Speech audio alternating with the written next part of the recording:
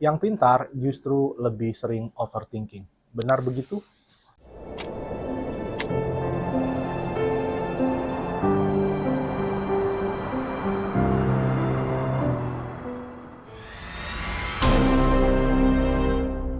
Orang pintar itu biasanya jadi panutan.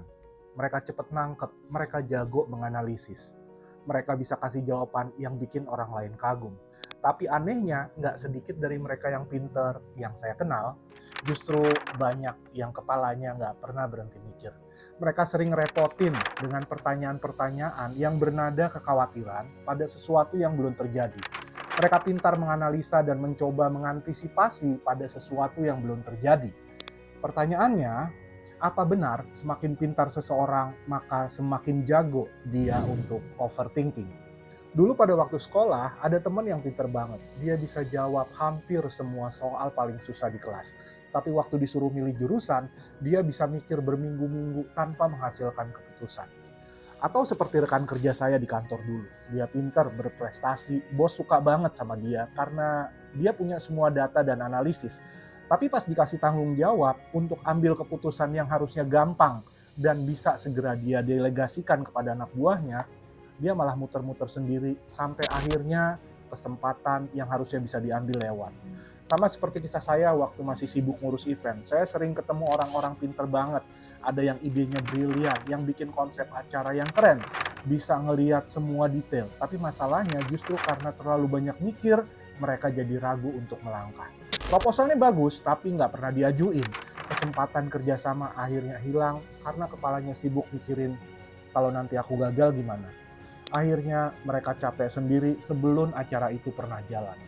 Nggak jauh beda setelah masuk dalam dunia coaching, saya juga sering banget ngelihat orang pinter dengan pola yang serupa. Mereka punya banyak kemampuannya jago dalam bidang tertentu, tapi justru paling sering terjebak di kepalanya sendiri. Mereka bisa jelasin semua kemungkinan, kebayang semua skenario, tapi kalau diajak untuk ambil keputusan, mereka bingung, ragu-ragu, dan berhenti di tempat. Dan yang terjadi energinya habis buat mikir, tapi nggak ada langkah nyata dan malah bikin frustasi. Bahkan kadang hal kecil pun bisa jadi beban. Misalnya cuma mau pilih tempat makan. Orang lain kan gampang, ya udah kita makan di sini aja gitu ya. Tapi buat orang yang kepalanya terlalu aktif, itu bisa jadi drama yang panjang. Kalau makan di sini mahal nggak ya, sehat nggak ya, besok gimana ya, sampai akhirnya capek sendiri dan ujung-ujungnya malah jadi nggak makan. Yang menarik, hal ini ternyata bukan cuma pengalaman sehari-hari. Ada penelitian dari Harvard yang menunjukkan orang dengan kemampuan analisis tinggi justru lebih rentan mengalami kecemasan dan overthinking. Bahkan beberapa tokoh besar pun mengalami hal yang sama. Charles Darwin misalnya, dia sering ragu berlebihan sampai menunda keputusan penting berbulan-bulan. Atau Franz Kafka, penulis yang karyanya sangat berpengaruh, tapi di balik itu dia dihantui kecemasan dan pikiran yang nggak pernah berhenti. Artinya apa? Overthinking bukan masalah orang yang lemah. Justru dia sering jadi beban bagi orang-orang yang otaknya terlalu aktif. Ada penelitian yang dilakukan oleh Killingsworth dan Gilbert di tahun 2010. Dua orang ini adalah psikolog dari Harvard University. Penelitian ini dipublikasikan tahun 2010 di jurnal Science.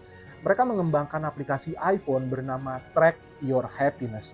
Aplikasi ini akan mengirimkan notifikasi secara acak kepada ribuan partisipan. Ada 2.250 orang yang rentang usianya luas, berasal dari 83 negara dengan 86 profesi yang berbeda. Saat notifikasi muncul, partisipan diminta menjawab 3 pertanyaan. Pertanyaan pertama, apa yang sedang kamu lakukan? Misalnya mereka lagi bekerja, lagi makan, ngobrol, dan lain-lain. Pertanyaan yang kedua, apa yang sedang kamu pikirkan? Apakah tentang hal-hal yang sedang dilakukan atau tentang hal-hal di luar itu? Yang ketiga, seberapa bahagia kamu saat ini? Dan itu menggunakan skala rating. Apa yang mereka temukan, ternyata rata-rata orang menghabiskan 46,9 dari waktu sadar mereka untuk memikirkan hal selain aktivitas yang sedang dilakukan. Pikiran yang melantur atau istilah kerennya mind wandering ini berhubungan erat dengan rasa ketidakbahagiaan. Bahkan ketika pikiran melantur ke hal-hal positif, tingkat kebahagiaan cenderung lebih rendah dibanding saat benar-benar hadir pada suatu aktivitas.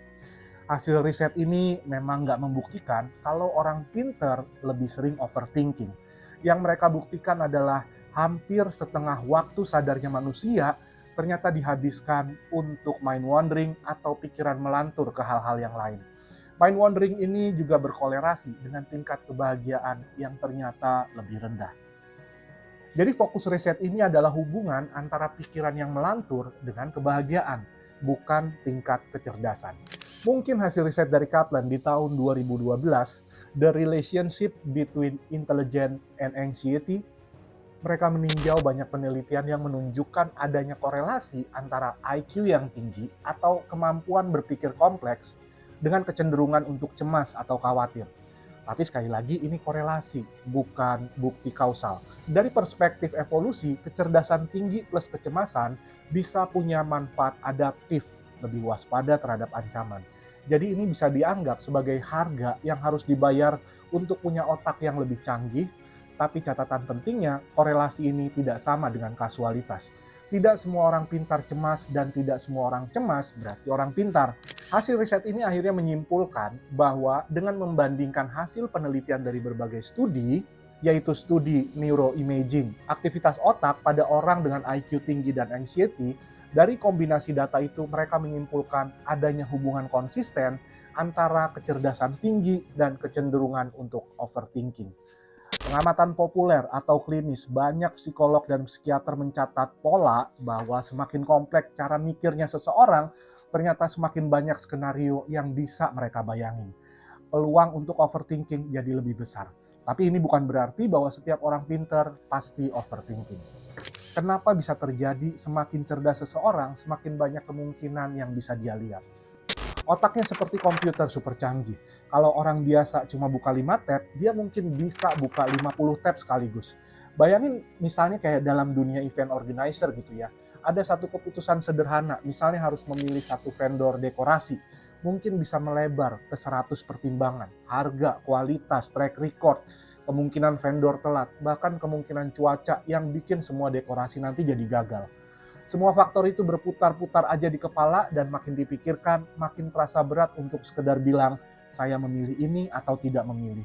Atau dalam kehidupan sehari-hari, seseorang yang pintar bisa mengurai konsekuensi kecil jadi drama yang panjang.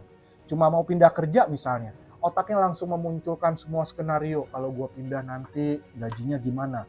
Kalau gue tetap di sini karir gue stagnan nggak? Kalau gagal keluarganya gimana? Ngerasa kecewa nggak? Kalau berhasil, apa aku akan bahagia? Semua ini berjalan parsial, kayak ribuan jendela terbuka di layar komputer. Dan di satu sisi, kemampuan luar biasa. Tapi di sisi lainnya, kemampuan itu bisa berubah jadi jebakan. Karena terlalu banyak kemungkinan yang bisa dipikirin, jadinya langkah kecil pun terasa seperti taruhan besar dalam hidup.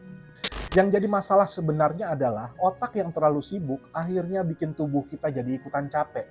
Kamu bisa bangun pagi tanpa banyak aktivitas fisik, tapi rasanya udah capek banget karena energi terkuras habis buat mikirin hal-hal yang belum tentu kejadian. Kesempatan bagus pun sering lewat gitu aja. Proposal nggak pernah dikirim, tawaran kerja nggak pernah dijawab, dan mungkin ide-ide bagus cuma berhenti di catatan HP atau cuma di kepala. Saya pernah lihat ini langsung dalam dunia event. Ada tim yang punya ide brilian untuk bikin sebuah konser besar. Semua konsepnya matang, tapi mereka terlalu lama menimbang detail-detail kecil. Takut salah pilih vendor lah, takut budgetnya meleset. Akhirnya kliennya pindah ke kompetitor yang lain yang lebih cepat dan berani ngambil keputusan. Dan akhirnya ide hebat itu hilang begitu aja. Hal yang sama juga sering saya temukan pada waktu mengcoaching. Ada banyak orang yang punya peluang emas, misalnya dia pindah kerja ke perusahaan yang mungkin dia impikan, tapi kepalanya dipenuhi pertanyaan. Kalau gua gagal gimana? Kalau lingkungan barunya nanti nggak cocok gimana? Kalau aku nyesel nanti gimana? Dan minggu demi minggu berlalu sampai akhirnya posisi itu udah diambil sama orang lain. Dan ironisnya semakin keras mereka mikir, maka semakin mereka ngerasa hidupnya nggak maju kemana-mana. Jadi yang mau saya sampaikan bahwa pintar itu bukan masalah. Yang jadi masalah adalah ketika otak kamu bekerja terlalu keras tanpa arah yang jelas. Overthinking bukan berarti kamu nggak kuat, bukan berarti kamu lemah, justru sebaliknya, ini adalah tanda otak kamu terlalu aktif. Kalau di dunia saya dulu, event organizer, misalnya ada lighting engineer menyalakan semua lampu panggung sekaligus tanpa pengaturan, maka hasilnya akan silau, penonton bingung, bahkan suasana acara bisa rusak. Tapi kalau lampu-lampu itu diarahkan dengan tepat, fokus ke momen yang pas, semua orang akan terhanyut dalam atmosfer yang indah. Nah, otak kita juga bekerja sama seperti itu. Berpikir sehat adalah ketika energi kita diarahkan ke hal-hal yang relevan, tapi overthinking yang menyalakan semua lampu sekaligus, terang tapi bikin panggung jadi berantakan. Dan ini kabar baiknya, solusinya bukan mematikan lampunya, tapi belajar untuk mengarahkan cahaya itu ke tempat yang tepat. Kalau kepalamu lagi penuh, coba lakuin satu hal sederhana ini. Coba tuangkan semua pikiran kamu ke kertas. Ambil buku atau secari kertas, lalu tulis apapun yang ada di kepala. Nggak perlu rapi, nggak usah pakai aturan. Tulis aja hal-hal yang lagi kamu khawatirin, yang kamu pikirin berulang-ulang. Bahkan yang mungkin kelihatannya sepele. Bayangin aja kalau kamu lagi bongkar gudang yang penuh sesak, begitu semua barang dikeluarin, kamu bisa ngelihat jelas apa aja isinya. Dan anehnya, begitu semua pikiran itu keluar di kertas, kepalamu jadi lebih ringan. Banyak orang kaget waktu nyoba latihan ini karena ternyata pikiran yang bikin mereka sesak selama ini cuma kumpulan kata-kata yang kalau ditulis nggak seserem yang mereka bayangin. Ini baru langkah pertama. Ada 2 langkah berikutnya yang jauh lebih dalam untuk benar-benar membersihkan isi kepala dari overthinking. Tapi sebelum kita masuk ke sana, coba dulu langkah sederhana ini malam ini kamu lakuin. Rasain bedanya. Jadi bener nggak kalau orang pintar lebih sering overthinking? Dari semua contoh tadi, jawabannya mungkin iya, bisa jadi begitu. Tapi ingat, kepintaran kamu itu bukan masalahnya. Justru itu adalah potensi yang besar. Hanya saja tanpa arah yang jelas, potensi itu bisa bikin langkah kamu jadi terasa berat. Langkah sederhana dengan menuliskan isi kepala kamu barusan hanyalah langkah pertama. 2 langkah berikutnya yang bisa kamu pakai mungkin benar-benar akan membantu kamu memilah mana yang penting dan mana yang perlu kamu lepaskan. Sehingga nggak kamu bawa terus-terusan. Semua itu udah saya rangkum dalam sebuah panduan praktis yang saya sebut sebagai overthinking detox. Isinya latihan singkat yang sistematis yang bisa kamu lakuin sehari-hari supaya pikiran kamu nggak jadi penghalang lagi. Isinya latihan singkat yang sistematis yang bisa kamu lakuin sehari-hari supaya pikiran kamu bukan lagi jadi penghalang tapi jadi bahan bakar untuk maju. Kalau kamu ngerasa relate dengan apa yang saya bahas hari ini, coba lihat panduannya, linknya udah saya sertakan di deskripsi video ini. Dan sebelum kamu klik, coba lakuin satu hal malam ini. Ambil kertas kosong, tulis semua isi kepala kamu. Rasain sendiri betapa lega rasanya ketika beban pikiranmu yang ada di sini dipindahin ke kertas. Ingat kalimat ini, overthinking bukan karena kamu terlalu pintar, tapi karena otak kamu sedang butuh ruang untuk bernafas. Dan satu hal terakhir yang sering kita lupain nih, overthinking itu juga bukan musuh loh. Dia seperti hujan deras, dia bisa bikin banjir kalau dibiarin. Tapi dia juga bisa jadi sumber air yang menyuburkan tanah kalau dialirkan ke tempat yang tepat. Begitu juga dengan pikiran kamu. Dia nggak jelek, dia nggak salah, dia hanya butuh diarahin. Karena di balik ribuan skenario yang muncul di kepala kita ini, kadang-kadang tersimpan energi besar yang kalau kita bisa kelola dengan benar, dia bisa ngedorong kita untuk lebih maju dari yang kita bayangin. Itu aja video kita kali ini tentang overthinking. Semoga video ini bisa ngasih pencerahan, bisa ngasih sudut pandang baru. Jangan lupa kasih like dan subscribe untuk dapetin konten terbaru dari Tujuanko. Kita ketemu lagi di video berikutnya. Saya Masyud dari Tujuanko. Salam kejelasan.